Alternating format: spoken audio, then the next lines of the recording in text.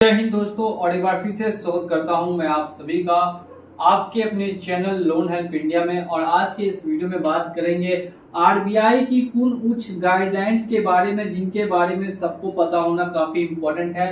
तो आरबीआई की कौन सी ऐसी गाइडलाइंस है जिसके बारे में हर एक उस व्यक्ति को पता होना इम्पोर्टेंट है जिन्होंने किसी भी बैंकिंग इंस्टीट्यूशन या नॉन बैंकिंग इंस्टीट्यूशन यानी कि एनबीएफसी या फिर किसी भी बैंक से क्रेडिट कार्ड या पर्सनल लोन या अनसिक्योर्ड लोन किसी भी तरीके का लेकर रखा है, तो उसको ये वीडियो देखना काफी इम्पोर्टेंट है। उनको पता होना इम्पोर्टेंट है कि आरबीआई ने क्या रूल्स और क्या गाइडलाइंस निकाली है वो जितने भी बैंक्स हैं और नॉन बैंकिंग इंस्टीट्यूशंस हैं उन सभी के लिए कि क्या क्या फॉलो करना पड़ता है, और अगर फॉलो नहीं करती है तो ऐसे में आपको कैसे कंप्लेन करनी है। डिटेल में डिस्कशन होने वाला है आज के इस वीडियो में, तो वीडियो को पूरा लास्ट तक आप लोग वॉच करते रहिए। साथ ही में अगर चैनल पर नए आए हैं और अभी चैनल को सब्सक्राइब नहीं किया तो चैनल को सब्सक्राइब करके बेल आइकन को प्रेस कर दीजिए। बात ऐसी है कि कुछ समय से काफी लोगों ने ये कमेंट किया था कि एक एक करके गाइडलाइंस बताने के लिए, तो सबसे पहले मैं कॉल्स को, जो कॉल्स आती है उनको लेके क्या गाइडलाइंस है। देखिए, कभी भी बैंक या कोई भी एनबीएफसी जो है वो लोन की रिकवरी खुद से नहीं करती है। काफी लोगों को ये बात पता नहीं होगी। वो रिकवरी के लिए थर्ड पार्टी के पास जाती है और वहां आपका डाटा देती है, जैसे कि थर्ड पार्टी कॉलिंग सेंटर।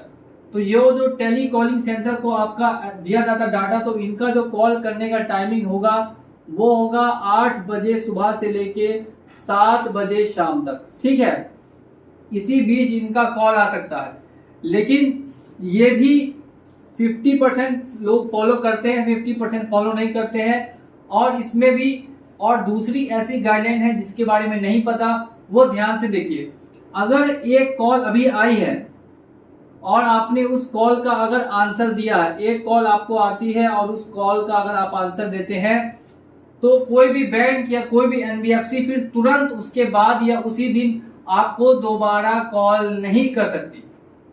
अगर आपको एक कॉल्स आती है और एक कॉल का आप आंसर दे देते हैं, उसके बाद तुरंत जो कॉल आते हैं, ये भी एक तरीके का यहाँ पर ऐसा गाइडलाइन है कि एक कॉल अगर आया है तो उसके बाद दोबारा कॉल आप नहीं कर सकते सेम टाइम पे और सेम पर्सन को।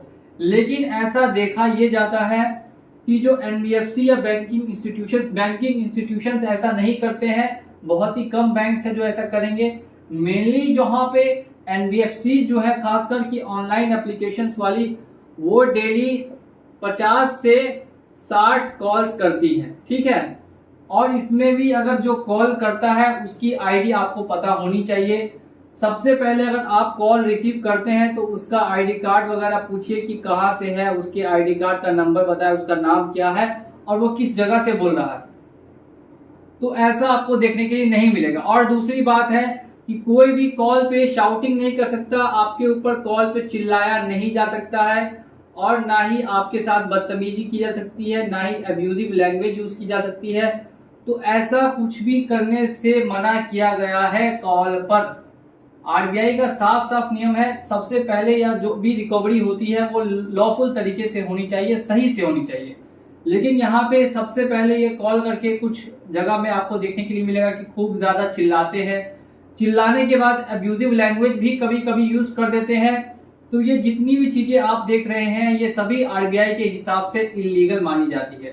ठीक है, ये हमने बात कर ली यहाँ पे कॉल्स के बारे में। अगर कॉल्स आते हैं तो उनको लेके क्या गाइडेंस है। अब अगर आप कॉल को इग्नोर करते हैं तो उसमें आप बिल्कुल कर सकते हैं। अगर कॉल पे आपको हरेसमेंट किया जा रहा है, बार बार कॉल करके आपको धमकी दी जा रही है या डराया जा रहा है, तो आप कॉल को आसानी से इग्नोर कर सकते हैं। नेक्स्ट और दूसरे टॉपिक की ओर बढ़ते हैं, और वो आज टॉपिक जो होगा वो भी काफी लोगों ने यही मुझसे पूछा था कि जो रिकवरी का प्रोसेस है, इसमें सबसे महत्वपूर्ण भूमिका जो होती है वो होती है रिकवरी एजेंट्स को लेकर। ठीक है, तो ये जो रिकवरी एजेंट्स है, तो ये रिकवरी एजेंट्स को लेकर क्या गाइडलाइंस है और क्या नियम और कानून है। इससे पहले हम लोग रिकवरी एजेंट्स पे पढ़े, एक महत्वपूर्ण और टॉपिक है या एक काफी इंपॉर्टेंट टॉपिक है जिसके बारे में पता होना चाहिए, और वो है आपके कॉन्टेक्ट के कॉल को लेकर। कॉन्टैक्ट्स के कॉल पर साफ साफ प्रतिबंध लगा हुआ है। अब इसमें देखने के लिए क्या मिलता है, और यहाँ पे जो लूप होल जिसको बोलेंगे, लूप होल जिसका ये कंपनियां फायदा उठाती है वो क्या है। देखिए यहाँ पर जो कंपनियां फायदा उठाती है जिस लूप होल का, वो ये है कि कंपनी जब भी इनके लोग आपके कॉन्टेक्ट्स पे कॉल या कॉन्टेक्ट्स पे आपकी फोटो वगैरह अगर भेजेंगे या आपके कॉन्टेक्ट्स पे कॉल करेंगे, तो ऐसे में ये लोग आपको अपनी आइडेंटिटी नहीं बताएंगे। जब आप कंप्लेन करेंगे तो सामने से रिप्लाई मिलेगा कि ये मेरा व्यक्ति नहीं था जिसने आपके साथ ऐसा किया है। ये देखिए, ये इनका सबसे बड़ा यहाँ पे समस्या आता है। जब आप कंप्लेन करने जाएंगे तो ये सामने से मुकर जाते हैं कि इसके किसी भी एम्प्लॉय ने या एजेंट ने ऐसा कुछ भी नहीं किया। ठीक है, लेकिन ऐसा नहीं होना चाहिए। अगर कंपनी ऐसा करती है तो कंपनी के खिलाफ आप आरबीआई में आसानी से कंप्लेन डाल सकते हैं। ये हमने बात कर ली है कॉन्टेक्ट्स पे कॉल को लेकर। अब इसके बाद हम लोग पहुंचते हैं नेक्स्ट टॉपिक जो है वो है रिकवरी एजेंट्स। रिकवरी एजेंट्स जब आते हैं तो आने से पहले आपको एक नोटिस या एक मैसेज मिलेगा कि रिकवरी एजेंट किस टाइम पे आएंगे, क्या उनका नाम होगा, ये ठीक है। और उसके बाद जो रिकवरी एजेंट आता है उसको लेकर क्या गाइडेंस है। देखिए इंडिया के अंदर में काफी नियम कानून बने हैं लेकिन उसको फॉलो नहीं किया जाता है, और काफी नियम कानून ऐसे हैं जिनको फॉलो किया भी जाता है। मेरा ये वीडियो का बनाने का माध्यम सिर्फ यही है कि आपको बताना कि क्या क्या गाइडलाइंस है, बाकी आपके ऊपर है। आप समझ सकते हैं कि क्या गाइडलाइंस आपके साथ फॉलो की जा रही है और क्या फॉलो नहीं किया जा रहा है। नेक्स्ट अगर हम लोग बात करेंगे रिकवरी एजेंट्स को लेकर, तो रिकवरी एजेंट्स के पास एक नोटिस होना इंपॉर्टेंट है, और इनके पास DRA यानी डेथ रिकवरी एजेंट का एक लाइसेंस होता है। उसकी पूरी ट्रेनिंग होती है 3 महीने की। जो ये कंप्लीट नहीं करके आएगा उसके पास ये DRA का लाइसेंस भी नहीं होगा। यानी जो डेथ रिकवरी एजेंट है अगर उसके पास DRA का लाइसेंस नहीं है, कंपनी की तरफ से उसको किसी तरीके का नोटिस नहीं दिया गया है, और ना ही उसके पास प्रॉपर ID है, तो समझ जाइए कि वो सही रिकवरी एजेंट नहीं है। अब आप बोलेंगे किसी भी रिकवरी एजेंट के पास ये तीनों चीजें नहीं मिलती है, तो ये तीनों चीजें रिकवरी एजेंट के पास ना मिलने का सबसे बड़ा कारण आप लोगों को मैं बता रहा हूं। देखिए ये जो थर्ड पार्टी होती है ये जाके आपके साथ मनमानी करते हैं, धमकी देते हैं, कहीं कहीं पे आपको डराते भी है, कहीं कहीं पे आपको ऐसी ऐसी बातें करते हैं। और अगर ऐसा में पकड़ा जाएगा इनका ये नोटिस, ID कार्ड और DRA का लाइसेंस, तो फिर कंपनी के ऊपर ब्लेम ही हो सकता है। लेकिन इनके पास ये सब कुछ नहीं होता, तो अगर आप इनके खिलाफ कंप्लेन भी करते हैं तो कंपनी सामने से मुकर जाएगी कि वो बंदा इनका था ही नहीं।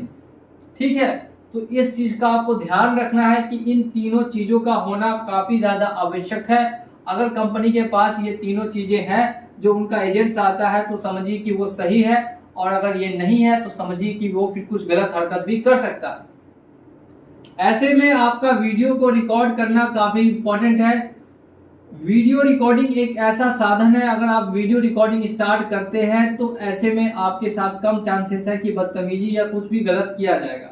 सबसे पहले तो रिकवरी एजेंट अगर आए तो उसको आप चाय पानी पूछिए, और फिर उसके बाद अगर जाने का मन है तो उनको भेज दीजिए। और इन केस में अगर वो आते ही आपको गलत बात बोलते हैं, डराते हैं, धमकाते हैं, आप सीधे सीधे बोलिए अपना DRA लाइसेंस, नोटिस और प्रॉपर ID कार्ड, ये तीनों मुझे फिलहाल दिखाओ। अगर नहीं दिखाओगे तो मैं नहीं मानूंगा तुम रिकवरी एजेंट हो, और गेट आपको बंद कर देना है, और उसके बाद घर के अंदर चले जाना है। बाहर में वो जितना भी चिल्लाए और चिल्लाते रहे, आपको कोई उससे मतलब नहीं होना चाहिए। अगर ज्यादा प्रॉब्लम क्रिएट करता है आप 112 पे कॉल करके पुलिस को भी बुला सकते हैं और उसके खिलाफ कंप्लेन भी फाइल कर सकते हैं।